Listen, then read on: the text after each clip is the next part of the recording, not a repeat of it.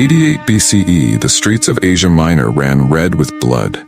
Over 80,000 Roman citizens were massacred in a single day, on the orders of one man, Mithridates VI. His message was clear: no one was safe from his wrath.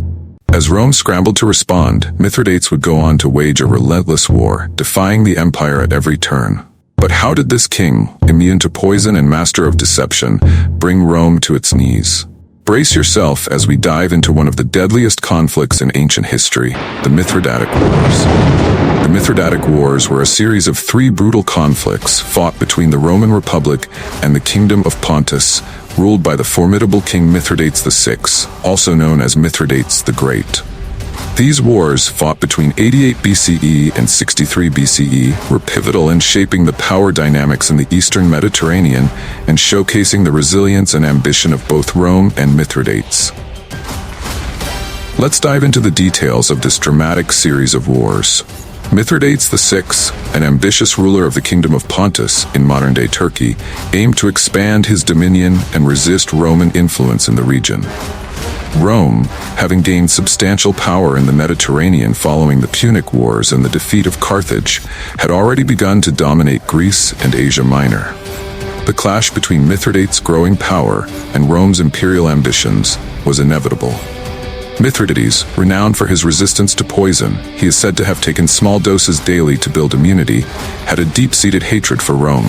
This animosity led to the eruption of the First Mithridatic War in 88 BCE.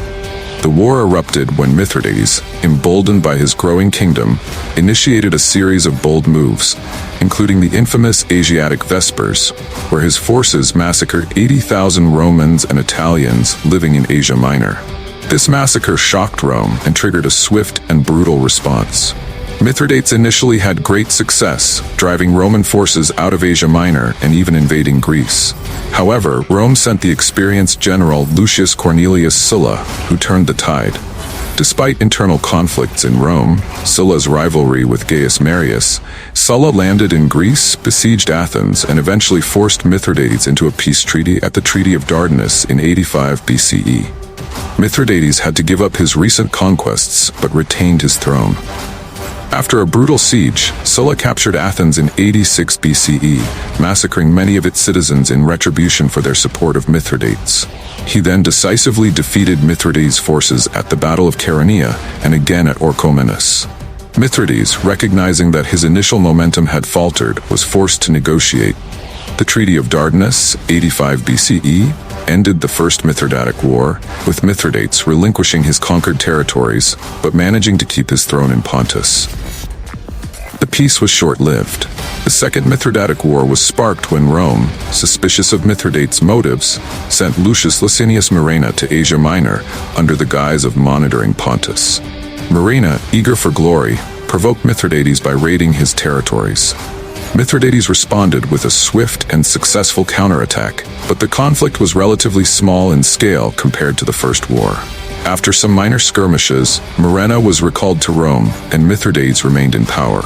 Although the war was inconclusive, tensions between Rome and Mithridates were far from resolved. The Third Mithridatic War was the longest and most devastating of the 3. By 73 BCE, Mithridates had rebuilt his army and resumed his campaign of territorial expansion. His forces clashed with Rome in several major battles, but this time he faced a new and determined adversary, the Roman general Lucullus. Lucullus was initially successful in his campaign, defeating Mithridates' forces at the Battle of Cabira in 72 BCE. Mithridates was forced to flee to his ally, Tigranes the Great of Armenia.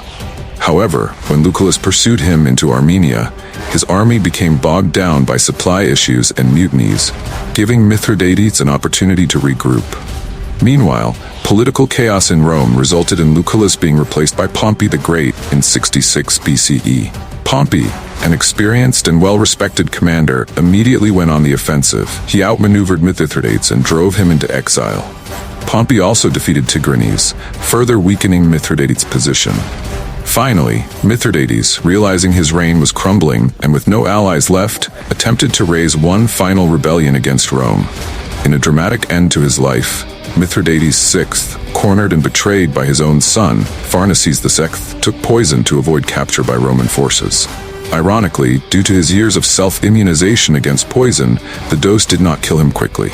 Mithridates ultimately had to be killed by one of his loyal soldiers in 63 BCE. Mithridates' defeat marked the end of significant resistance to Roman control in the eastern Mediterranean. With Pontus and Armenia subdued, Rome consolidated its hold over Asia Minor and extended its influence further east. The wars also enhanced the reputations of Roman generals like Sulla, Lucullus, and Pompey, each of whom played crucial roles in the expansion of Roman power. Mithridates VI, however, became a symbol of resistance against Roman imperialism.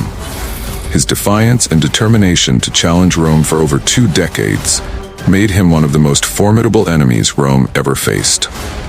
Despite his ultimate defeat, his legacy as the Poison King and a master of survival lived on in both Roman and Eastern history. Pompey's victories helped solidify his reputation as one of the most celebrated figures in Roman military history, while Mithridates' long and bitter struggle against Rome left a lasting imprint on the ancient world.